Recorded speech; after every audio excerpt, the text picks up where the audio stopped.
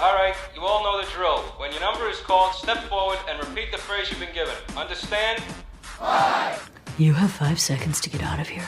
Numbers do not lie. Number 4, step forward. 4. First thing you've said in the last 4 hours. Do we have a settlement? No! Number 3, step forward. 3. No big deal. You are no longer my number 3. It's all part of the plan. Number 2, step forward. 2. You brought too many. Sound good? Yes, sir! Number 1, step forward. 1. I'm the king of the world! All right, well, let's go to our final portion of the Strictly Business podcast. We're heading to what's going to be our weekly power ranking segment, where we're just going to rank our top 5 in whatever category we feel like that day. And today's category is our top 5 preseason surprises.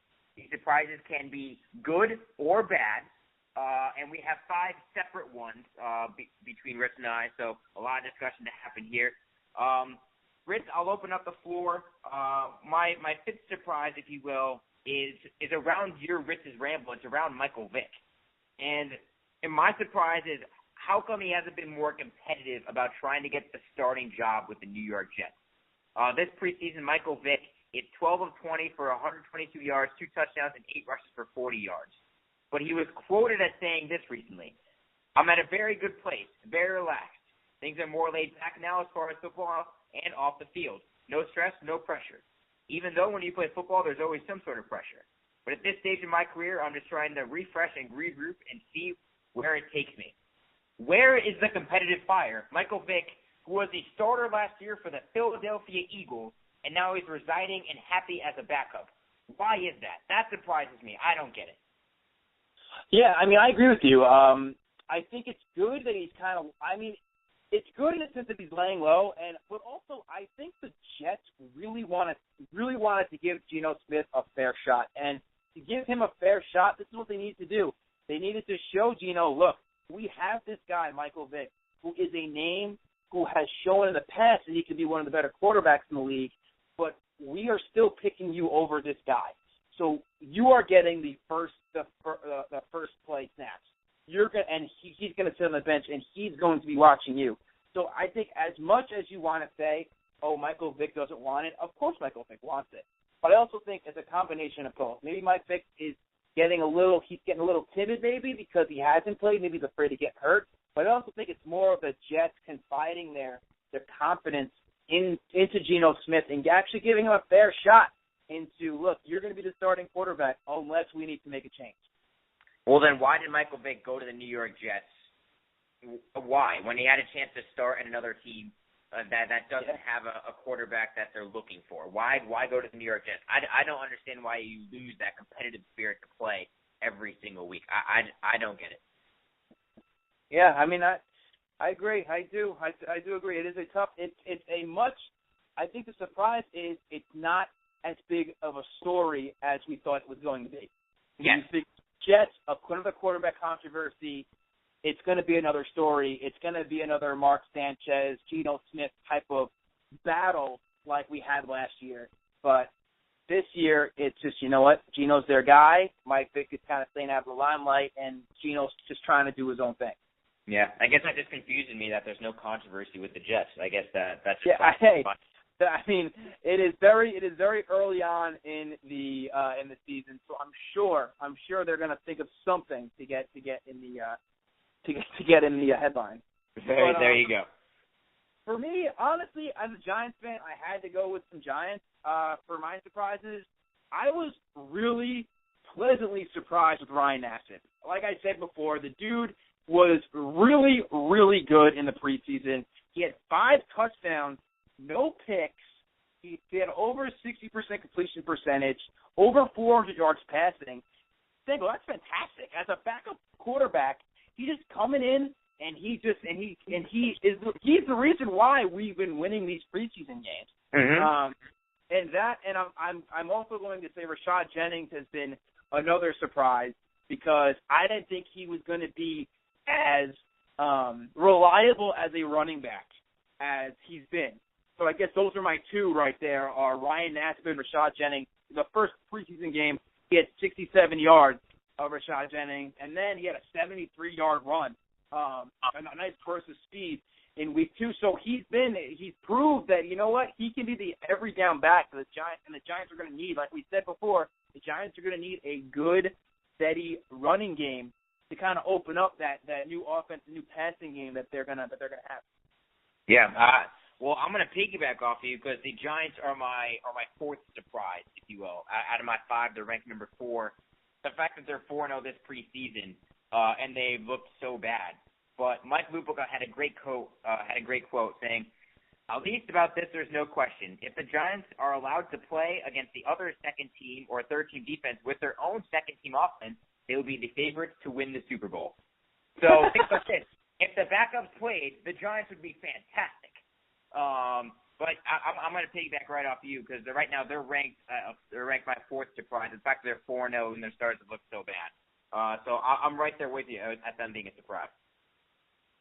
Yeah, they've been kind of.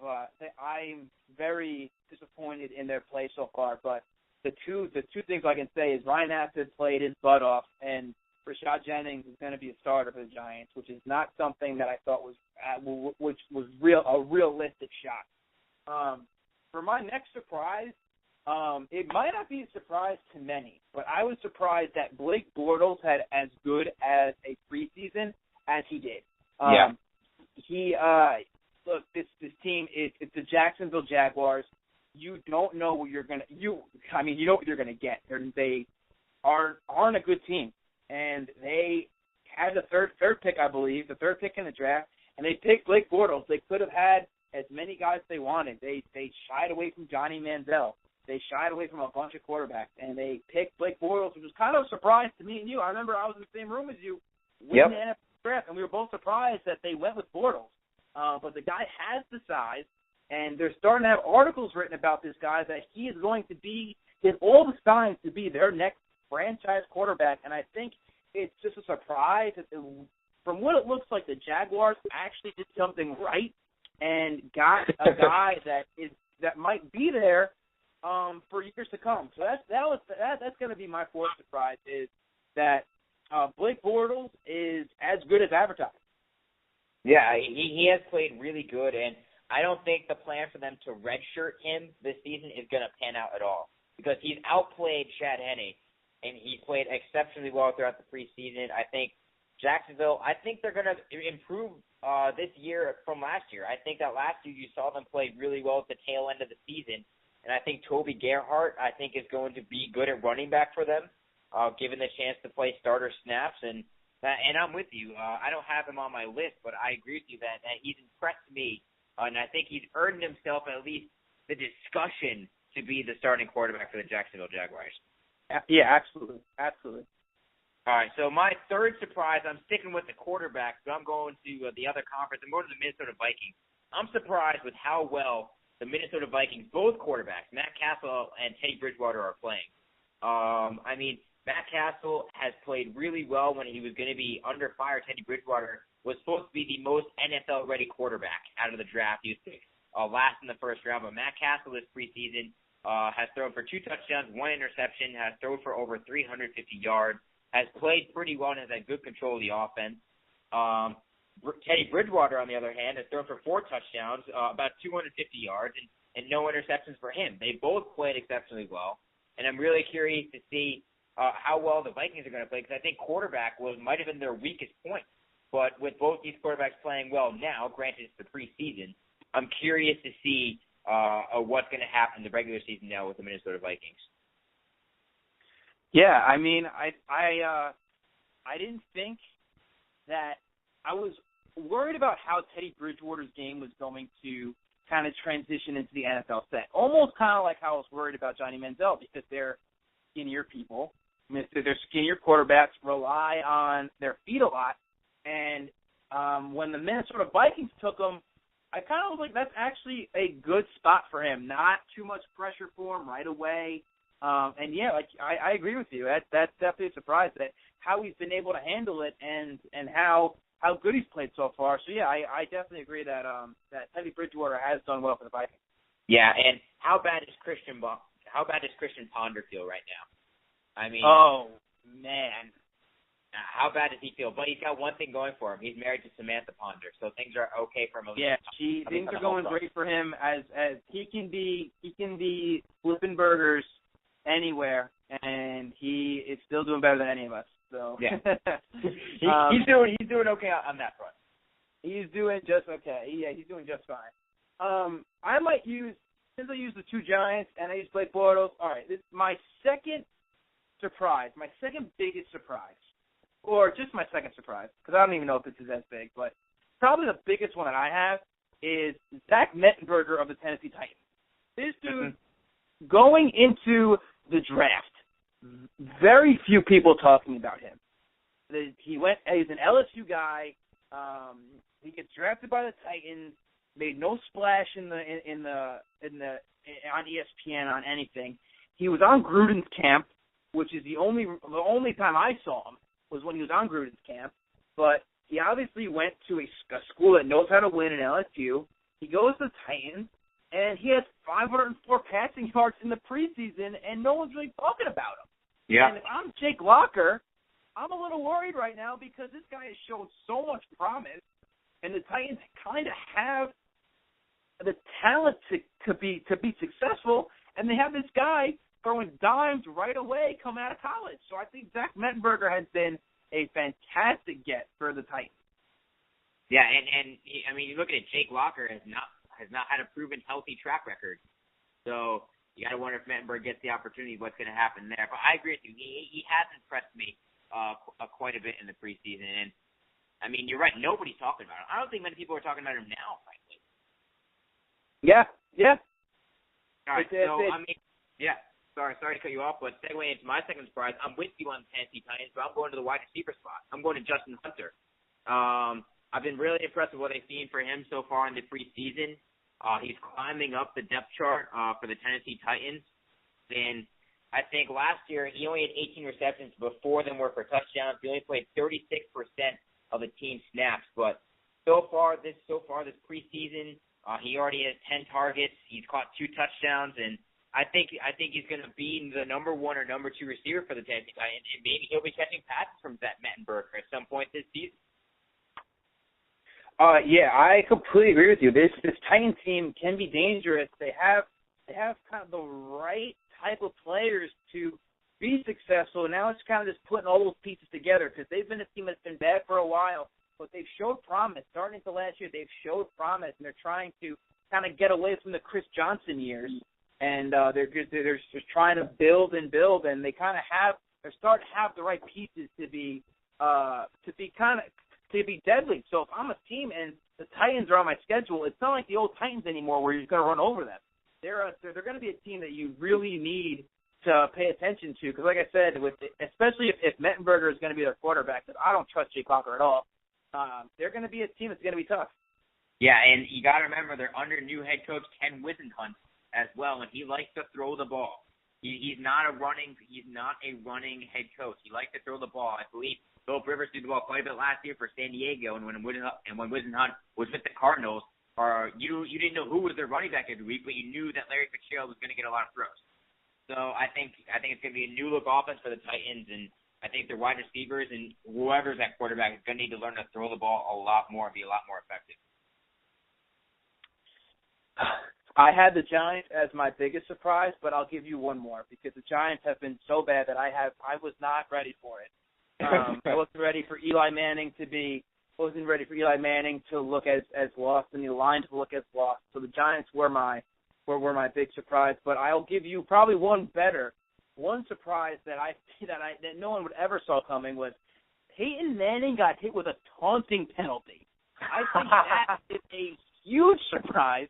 Because this guy who always does the right thing and always, nice, calm, cool, and collected, he gets into DJ Swearinger's face, the guy who hit your former boy Wes Welker, giving him another concussion. And we know Wes Welker's kind of concussion history. So anytime this guy kind of gets hit hard, you always wonder. And he did get diagnosed with another concussion. So we have to kind of look for that going into the regular season. But after Peyton Manning threw a touchdown pass to Emmanuel Sanders, Peyton runs all the way up, and people think he's going to go congratulate his new teammate, Emmanuel Sanders. He goes right into DJ Swearinger's space and has some words for him, and he gets hit with a taunting penalty. So I don't know about you, Stanko, but that is something that, for me, that was really surprising, and that I like to see that in Peyton for sticking up for his guys, because it's like, you know what? I might be Peyton Manning, but you don't do that to my players. You know, it's like he's sticking up for his receivers, and that's the difference. You want to see that type of leadership in your guys. So I don't know about you, but I like the fact that Peyton got into this guy's face. Yo, I loved it. When I saw the clip, I was like, this is the Peyton Manning that I think nobody really gets to see that often, but I think that's the Peyton Manning that he really is. He's super competitive and super protective of his guys, but he shows it in a different way. He shows it by driving 80 yards and scoring on you within 2 minutes if you diss one of his players. But I loved it. I'm completely with you. I never thought I'd see it. I want to know if he's had another one ever in his career. Like I don't know if he has or not, but it was fun to watch just the replay because I didn't see it live, but fun to watch people writing articles about it on Bleacher Report or whatever, and the clip. I enjoyed it. Yeah, it was like you said, you might never see that again. It wasn't seen, and you may never see that again. That's why, I mean, for me, that has to be my biggest surprise to preseason. But would he do that in a regular season game when the yards mattered?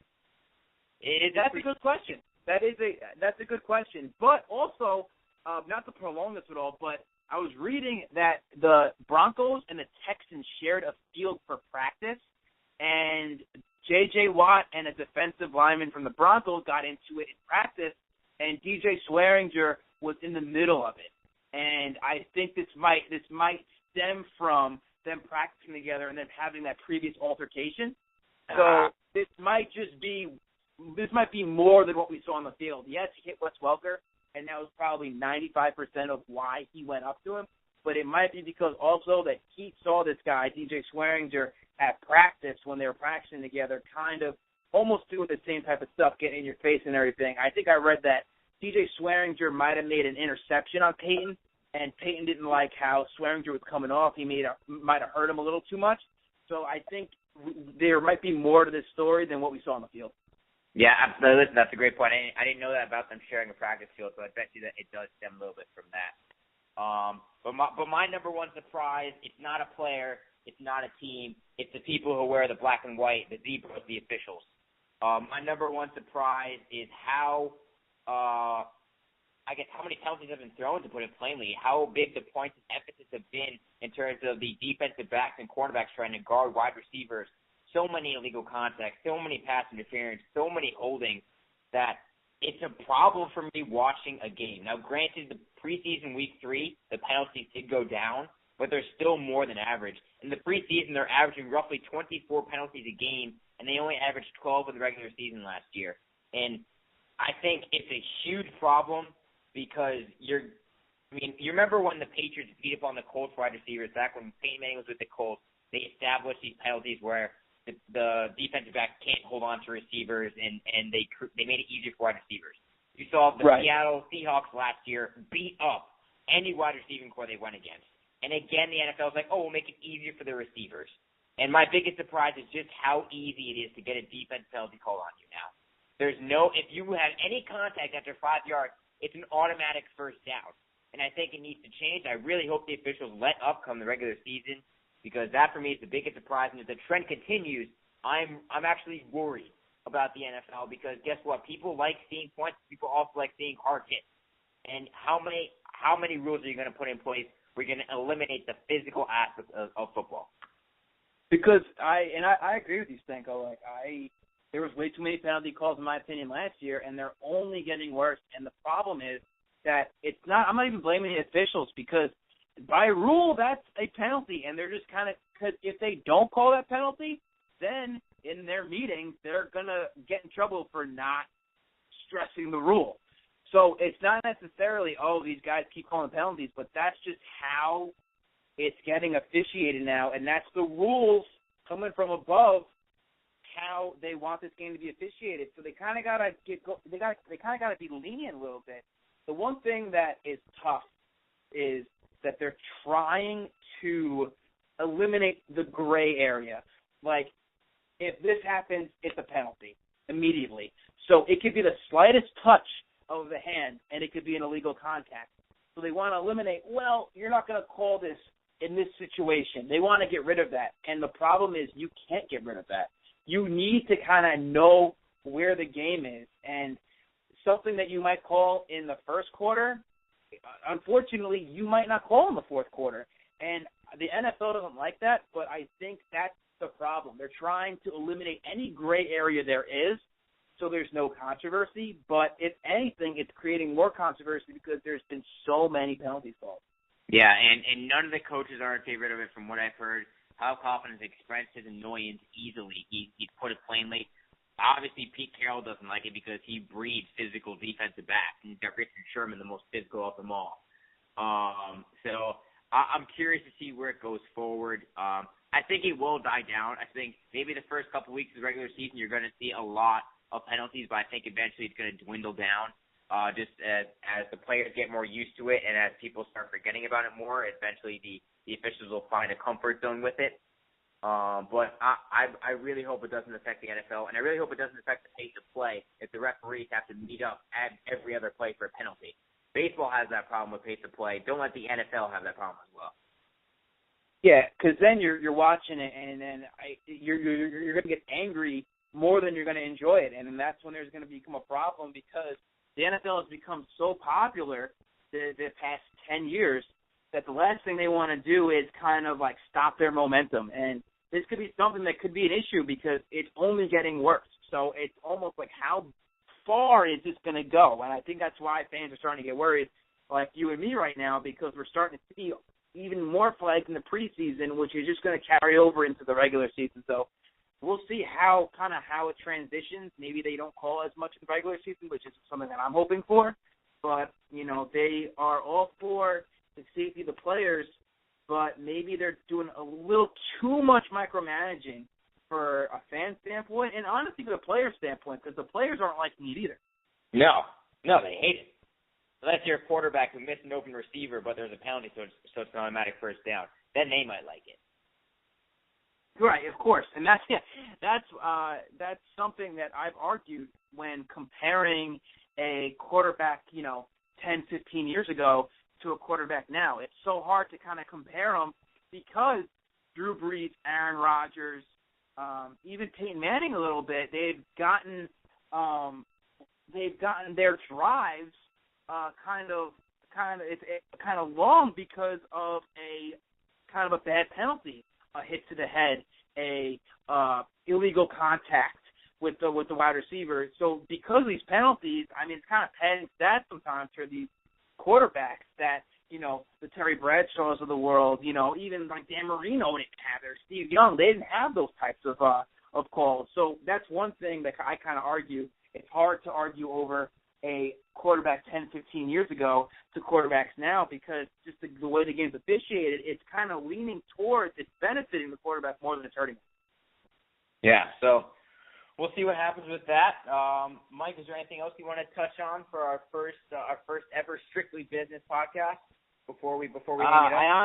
I honestly think we've covered it all. I think this has been a successful first show. I don't know how you feel. I do feel there's one thing I want to say. I want to say best wishes to Sam Bradford. A second torn ACL on the same knee, I believe, that he had the first surgery on. I genuinely feel bad for him because I think the kid has talent. But he's out now for his second year in the Rams, and Jeff Fisher are put in a tough spot for the second straight season. So I want to say I feel bad for him because I think I have the Rams doing pretty well this season, but they're going to take a hit now losing Sam Bradford, and I wish him all the best in his recovery. Yeah, without a doubt. That's well said. That is well said, John. Yeah, because the Rams, they have a very solid defense, and they have Sam Bradford. When healthy, he's one of the better quarterbacks in the league, but unfortunately, he just can't stay on the field.